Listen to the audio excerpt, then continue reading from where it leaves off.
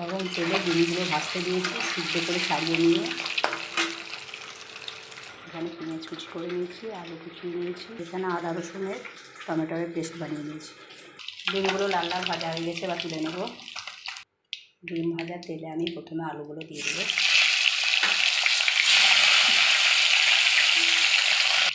আলুগুলো আবার ভাজা হয়ে গেছে, এবার আমি এখানে পেঁয়াজগুলো দিয়ে দিচ্ছি।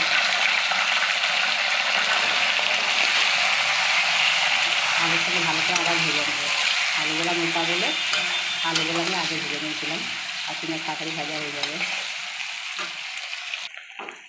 এবার ভাজা হয়ে গেছে, বেটে রাখা পেস্টটা দিয়ে দিলাম।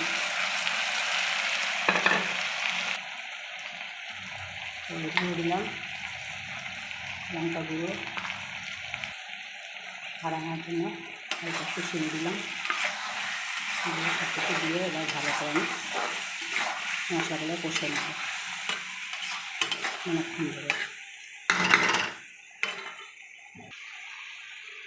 নুন দিয়ে দিলাম স্বাদ মতো। আমার মশলাটা ভালোভাবে কষানো হয়ে গেছে, এবার আমি জল দিয়ে দিলাম।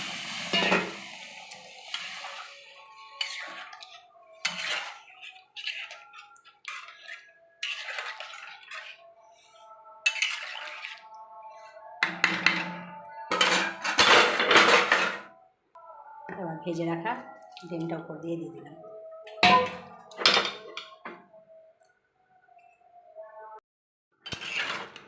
আলু দিয়ে আমার ডিমের কারিটা হয়ে গেছে।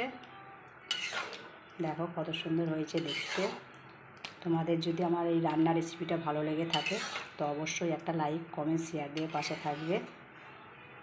পারলে পাশের বাটনটা, ইউটিউবের বেলটা বাজিয়ে দিবে, যাতে কোনো নতুন ভিডিও বানালে তোমাদের কাছে নোটিফিকেশনটা সবারই আগে চলে যায়। তো সবাই ভালো থেকো, বাই।